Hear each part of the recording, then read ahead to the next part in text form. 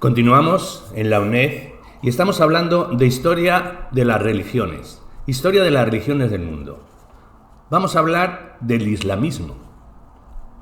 La tercera religión universal, la tercera porque apareció después de las otras dos, es el islamismo o musulmanismo. Es una de las religiones más difundidas. Cuenta con 433 millones aproximadamente, especialmente en el norte de África y el sudeste, sur y sudeste de Asia.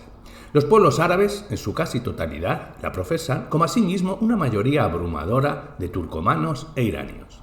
También hay muchos musulmanes en el norte de la India y los pueblos de Indonesia son casi enteramente muslimes. El islamismo nació en Arabia, en el siglo VII de nuestra era, y su origen se nos presenta más claro que el del cristianismo y el del budismo, pues existen documentos escritos que lo iluminan casi desde el comienzo. Pero también tiene muchos elementos legendarios. Según la tradición musulmana, el fundador del islamismo fue el profeta Mahoma, un árabe que vivía en la Meca.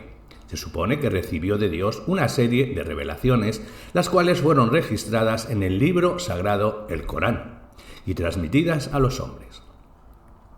El Corán es el principal libro sagrado de los mahometanos, así como el Pentateuco lo es de los hebreos y el Evangelio de los cristianos. Es el más importante documento para estudiar el islamismo en su primera época. El propio Mahoma nada escribió, pues al parecer era analfabeto. Después de su muerte quedaron apuntes fragmentarios de sus aforismos y sentencias registrados en diferentes periodos. Se le atribuye los textos de la primera época, así como los de la posterior. Alrededor del año 650, bajo Othman, el tercer sucesor de Mahoma, estos apuntes fueron reunidos en una colección a la que se dio el nombre de Corán, lectura. Se declaró que el libro era sagrado y había sido escrito por el profeta en persona, bajo el dictado del arcángel Gabriel. Los fragmentos que no entraron en el libro fueron destruidos.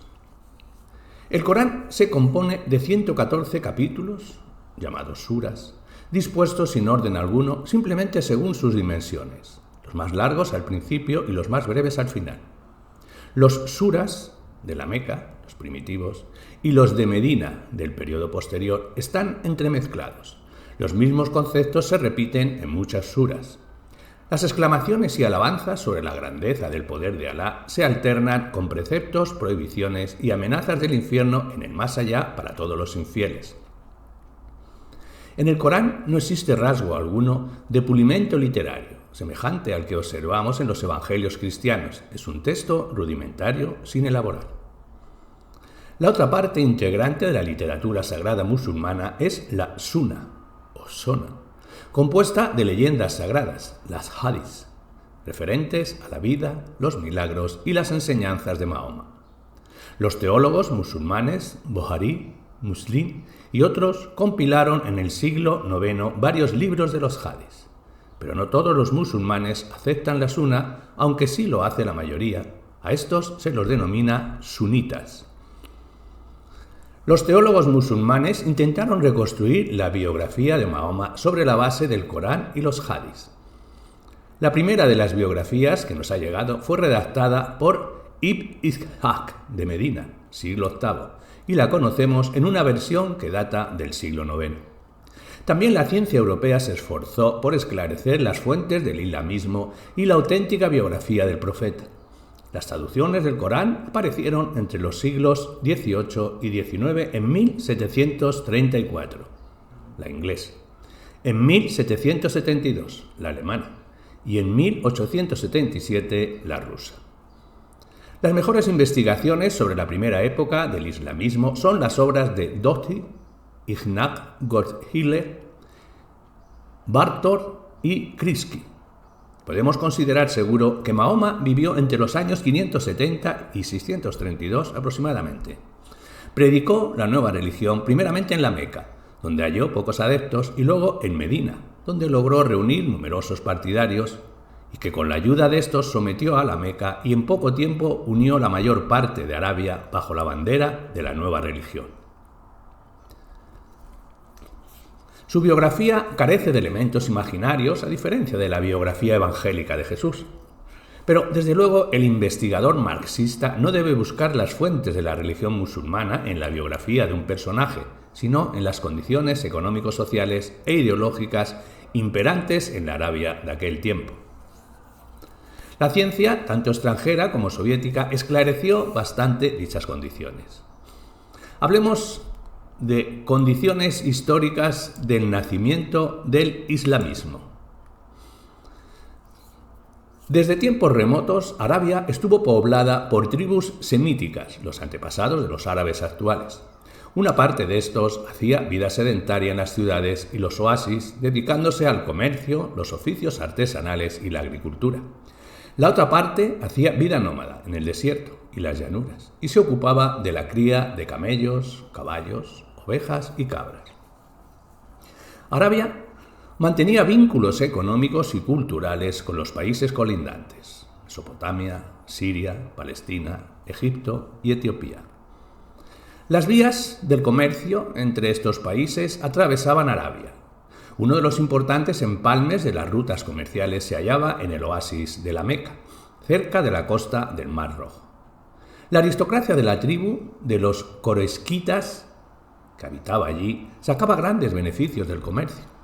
La Meca se convirtió en el centro religioso de todos los árabes. En el santuario de la Kaaba se reunieron los objetos del culto y las imágenes sagradas de las diversas tribus árabes. También había en Arabia poblaciones extranjeras, en particular comunidades judías y cristianas, gentes de diferentes idiomas que mantenían relaciones mutuas y sus creencias se influían recíprocamente. En el siglo VI comenzó en Arabia la decadencia del comercio de caravanas, ya que las rutas comerciales se desplazaron hacia el este, al Irán sasánida. Ello quebrantó el equilibrio económico que se había mantenido durante siglos. Los nómadas, que perdieron los beneficios que les proporcionaba el movimiento de caravanas, comenzaron a preferir la vida sedentaria y a dedicarse a la agricultura. Creció así la necesidad de tierras y surgieron los choques entre las tribus. Entonces se hizo sentir la necesidad de una unión, que no tardó en reflejarse en el campo ideológico. Surgido un movimiento que propugnaba la fusión de los cultos tribales y la veneración de un Dios único y supremo, Alá. Influyó también el hecho de que los hebreos y en parte los cristianos ofrecieran a los árabes ejemplos de monoteísmo. Entre estos últimos apareció la secta de los Hanif, que veneraba a un Dios único. Hablemos de la prédica de Mahoma. En este clima desplegó su prédica el profeta, prédica que respondía plenamente a la situación social. En realidad nada nuevo había en ella si se la compara con las doctrinas de los judíos, cristianos y los Hanif. Lo fundamental era la severa exigencia de venerar exclusivamente a Alá y de someterse incondicionalmente a sus designios. La palabra Islam significa en sí misma obediencia. Dios atestigua que no hay otro, excepto Él, digno de veneración, y también los ángeles y los hombres sabios, firmes en la verdad, lo profesan. Nadie existe digno de veneración excepto Él, poderoso y sabio. En verdad, la devoción a Dios es la obediencia. Corán, capítulo 3, versículos 16-17. La gente que rodeaba a Mahoma comenzó por reaccionar ante su prédica con desconfianza, incluso con hostilidad, en especial los jefes de la propia tribu, la coreisquita. Esta nobleza comercial recelaba de que el abandono del culto de los antiguos dioses tribales pudiera quebrantar la importancia de la Meca como centro religioso y, por tanto, económico. Mahoma se vio obligado a huir de la Meca, junto con sus adeptos. Aquella huida, Iochora o Égira, que tuvo lugar en el 622 de nuestra era, es tomada por los musulmanes como punto de partida de su particular cronología, la era musulmana. Mahoma halló en el oasis agrícola de Medina, Yathrib, un terreno más favorable para su propaganda, pues los vecinos de Medina eran rivales de la nobleza de la Meca e incluso hostiles a ella, y les complació tener una oportunidad de atacarla. Varias tribus sostuvieron a Mahoma, quien buscó también el apoyo de las comunidades hebreas. Luego de reclutar muchos partidarios, Mahoma se apoderó de la Meca en el 630. Los jerarcas corisquitas del lugar se vieron obligados a aceptar la nueva religión, con lo que nada se perjudicaron, sino todo lo contrario, pues con la unión de las tribus árabes que se adherían una tras otra a la nueva doctrina, la importancia de la Meca como centro nacional religioso creció todavía más. La aristocracia corisquita, al principio enemiga del movimiento musulmán, lo consideró beneficioso e incluso lo encabezó. En la literatura soviética ha hablado y ha habido discusiones en torno del problema de la base y las raíces sociales del temprano islamismo. Algunos estudiosos, por ejemplo, Asfendiarov, creían que se trataba de un movimiento de beduinos nómadas contra las ciudades y la nobleza comercial, y en lo fundamental, un movimiento por la tierra. Otros, por ejemplo, como Tomara, suponían que los campesinos pobres de Medina constituyeron la base social del movimiento, mientras que los nómadas, que se adhirieron luego, formaron su fuerza de combate y conquista. Y hay unos terceros, por ejemplo, Beliayev, que afirmaba que el temprano islamismo fue un movimiento de los pequeños y medianos comerciantes orientado contra la dominación de la aristocracia comercial de la Meca. Nos parece más acertado el criterio según el cual el temprano islamismo reunió los movimientos de diversas capas sociales de la población árabe.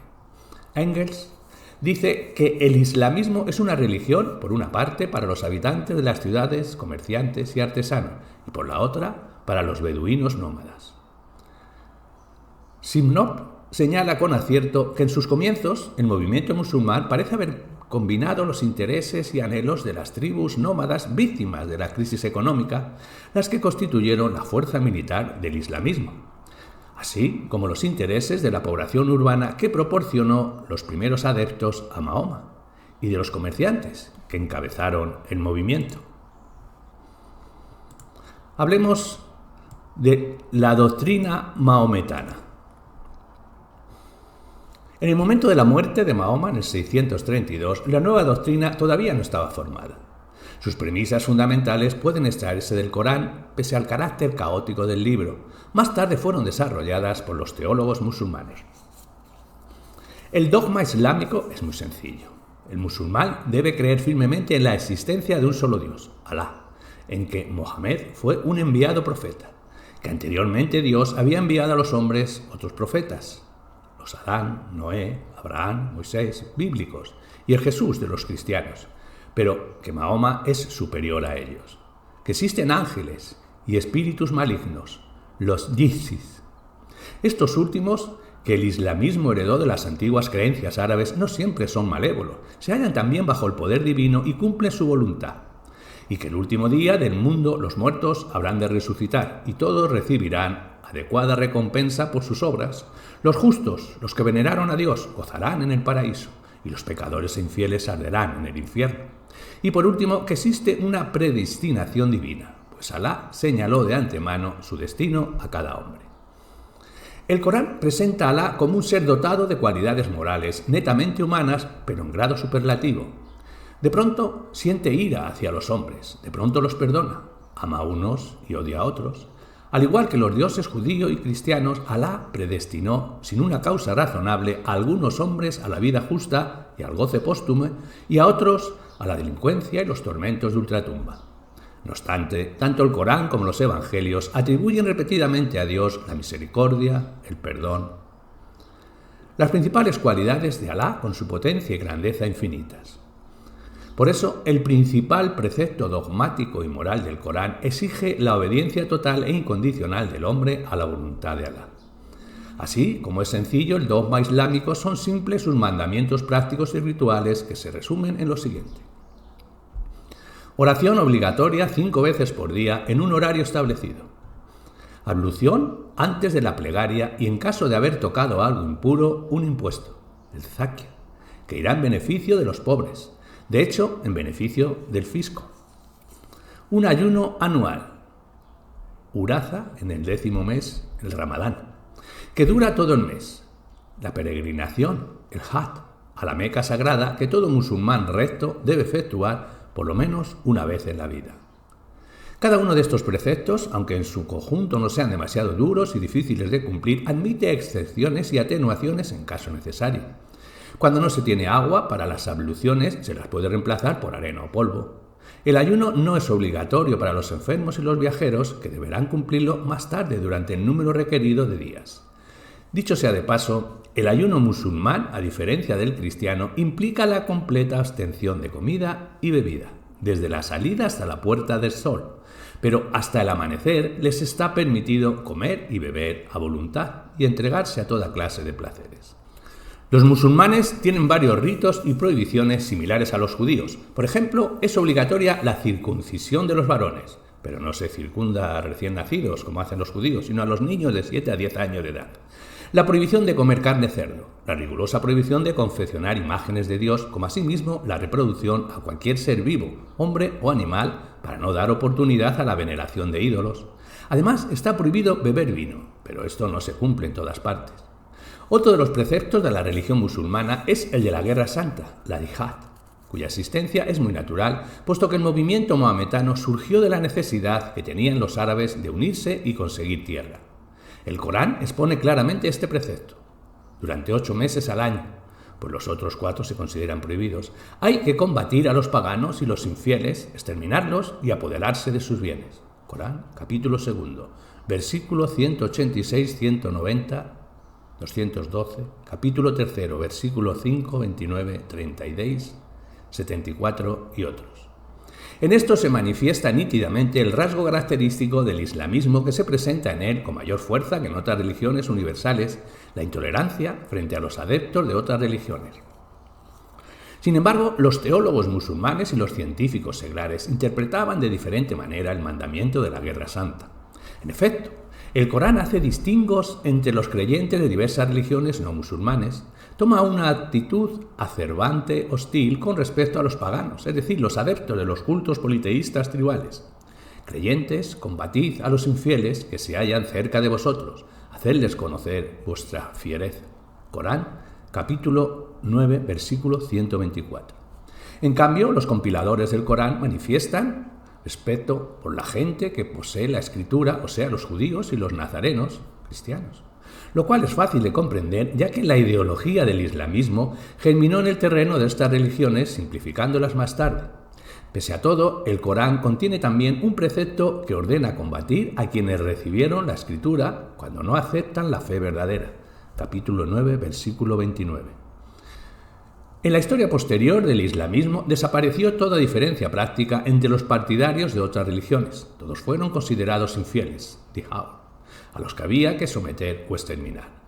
Bajo la bandera del yihad o azawat, los predicadores musulmanes, incluso en nuestros días, incitaron repetidas veces a los creyentes a librar la guerra santa contra todos los infieles.